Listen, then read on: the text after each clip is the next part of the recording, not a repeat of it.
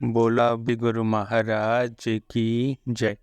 गुरुमुखों, श्री परमहंस अद्वैत मत की स्थापना कैसे हुई, तो इस वीडियो में मैं आप सभी को यही बताने जा रहा हूँ।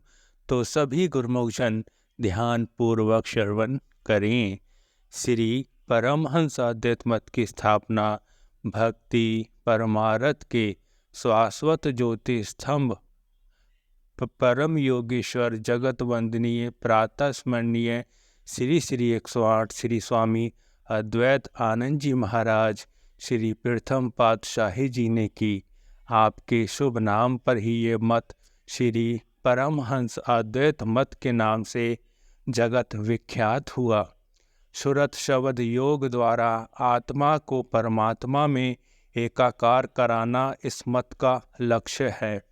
जिज्ञासुओं को दीक्षित करके निष्काम सेवा, सुमरन, ध्यान तथा आत्मोन्नति के अन्य साधन बतलाकर भक्ति के पथ पर अग्रसर करना ही इस मत का मूल्य सिद्धांत है।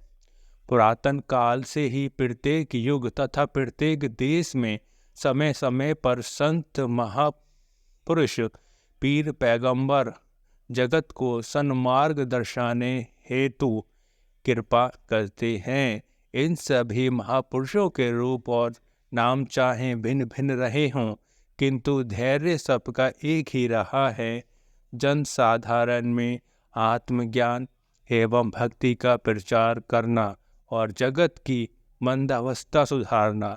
वेद शास्त्र तथा समय अनुसार संत सत्पुरुषों ने इन्हीं सिद्धांतों एवं सत्यता की पुष्टि की है। संत सत्पुरुष समान भाव से अपने वचनों द्वारा जन जन का कल्याण करते हैं, जीवों को परमार्थ दर्शाकर आत्मबोध कराते हैं, सुरत शब्द योग का साधन बतलाते हैं और जिज्ञासुओं को आत्म स्थित करते हैं। रजोगुण, तमासी वृत्ति, स्वार्थ परता तथा भोग लिपासा आदि को वृत्तियों से छुटकारा दिलाने के लिए भलाई, सच्चाई, शुभ कर्म तथा नाम सुमरन की ओर प्रेरित करने के साधन सुझाना ही संत महापुरुषों की शिक्षा होती है और इसी को दूसरे शब्दों में संत मत कहा जाता है। श्री परमहंस अद्वैत मत के सभी महापुरुषों द्वारा आचरण में लाया गया एवं प्रचार किया गया वही लक्ष्य है जो संत मत के उच्च आदर्शों को लिए हुए हैं। ये संप्रदाय जीवों को अज्ञानता की नींद से निरंतर जागृत कर रहा है और अनेकों जिज्ञासुओं को मौलिक और आध्यात्मिक अमर उपदेशों द्वारा लाभान्वित कर रहा है। जीवों का निर्मल भक्ति और श्री गुरु महाराज जी के प्रेम के मार्ग पर उत्तरोत्तर अग्रसर कर रहा है। श्री परमहंस अद्वैत मत के महान प्रवर्तक प्रातः स्मरणीय श्री श्री 108 स्वामी अद्वैतानंद जी महाराज श्री प्रथम पातशाही का शुभ अवतरण दिनांक 5 अप्रैल सन 1846 में 23 चैत्र संवत 1903 रविवार रामनवमी के पूर्ण दिवस बिहार प्रांत के कस्बा छपरा जिला सारान के उच्च ब्राह्मण कुल पाठक वंश में हुआ। आपको श्री परमहंस दयाल जी के शुभ नाम से याद किया जाता है। आप जन्मजात अवतार तथा महापुरुष थे। बाल्यकाल में ही आपकी रहनी सहनी, चाल ढाल तथा योगियों जैसी थी। आप वैराग्य एवं उपरमता से परिपूर्ण आंतरिक आनंद में लीन रहते थे। अत्यधिक पद प्रदर्शक सदगुरु की जहाँ से आपका संयोग केदार घाट काशी निवासी परमहंस जी से हुआ। उनसे विधिवत गुरु दीक्षा ग्रहण कर आप सुरत शब्द योग में तन प्राण से लीन रहने लगे। श्री आज्ञानुसार पर्याप्त समय तक वनों में रहकर आपने एकांत सेवन किया और योग अभ्यास के कठिन सोपान पार करके असाधारण दक्षता प्राप्त कर ली। सांसारिक कार्य एवं संबंधों के बंधन को आप सर्वदा तोड़ चुके थे। 18 वर्ष की कठिन तप साधना में आप बिहार, उत्तर प्रदेश, मध्य भारत और राजस्थान के क्षेत्रों में रमता राम अवधूत रूप में भ्रमण करते रहे। उसी भ्रमण काल में आपका मिलन आनंद आनंदपुरी जी महाराज से हुआ। उनके संयोग तथा गुरु आज्ञा से जगत के कल्याण कार्य में ही लग जाने की प्रेरणा चित्त में निरंतर होने लगी। इसी पारमार्थिक महान उद्देश्य के लिए ही आप इस धराधाम पर अवतरित हुए थे। अतः इसका आरंभ जयपुर की पूर्ण धरा पर हुआ। यह बहुत बड़ी संख्या में आपके सत्संगी तथा गुरुमुख हुए।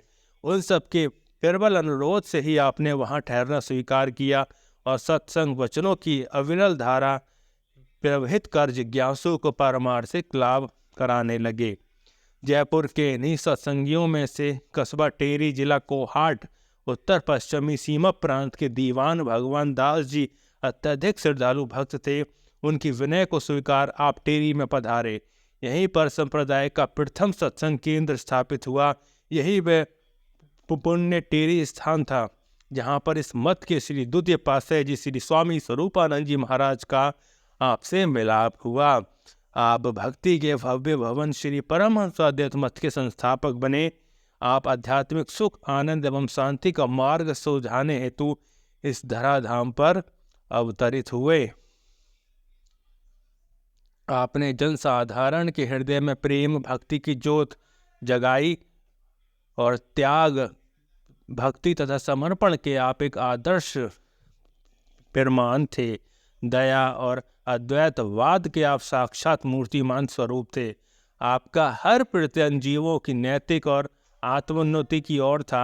आपने जिज्ञासु को सुरत शब्द योग का अभ्यास कराया और बिहार, उत्तर प्रदेश, राजस्थान, सीमा प्रांत आदि प्रांतों के नगरों में भ्रमण करके पारमार्थ लाभ कराया। आपके द्वारा संस्थापित ये मत आपके ही अनंत उपकारों व अथक प्रयत्नों से दिन प्रतिदिन उन्नति कर रहा है और अनेकों जीव आध्यात्मिक रूप से लाभान्वित हो रहे हैं। श्री परमहंस दयाल जी श्री प्रथम पातशाही महाराज ने निज मौज के अनुसार मई सन 1919 में अपनी समस्त आध्यात्मिक शक्तियां श्री स्वामी स्वरूपानंद जी महाराज को सौंपकर उन्हें रूहानी उत्तराधिकारी फरमाया।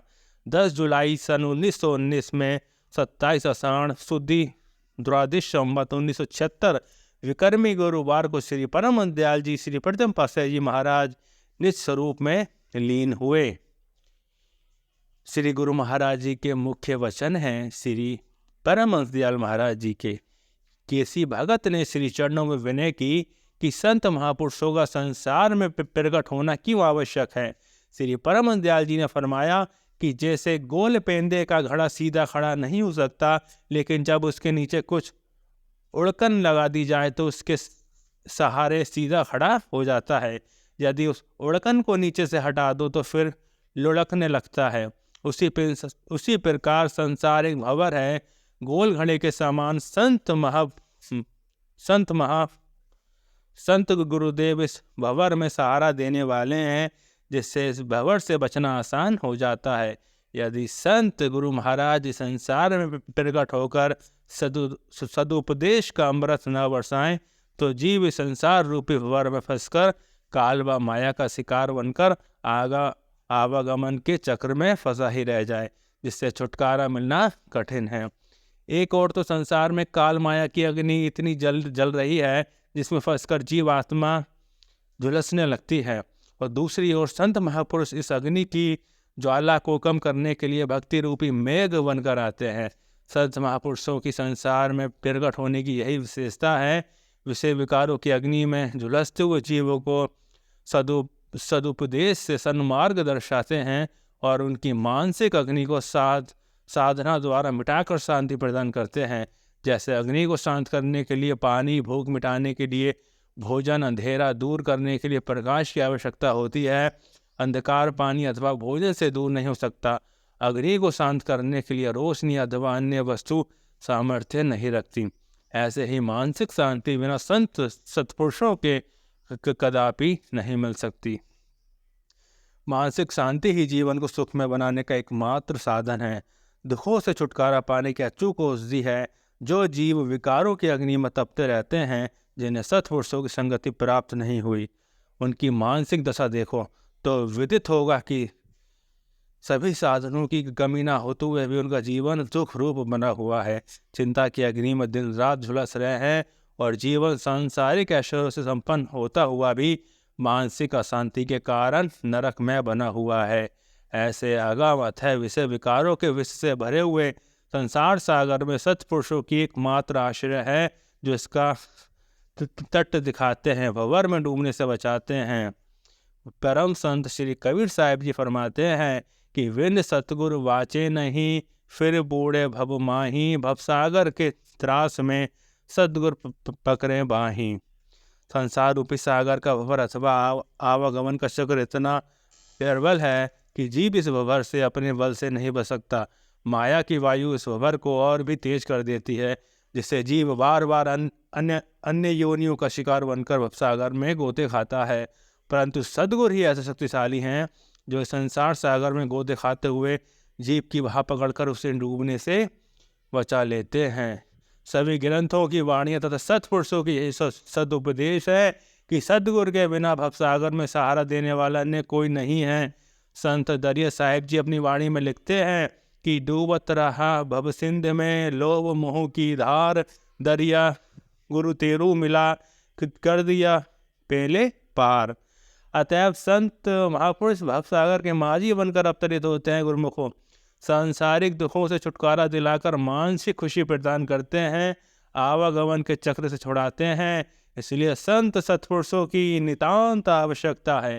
बोलो जयकारा, बोल मेरे श्री गुरु महाराज की जय।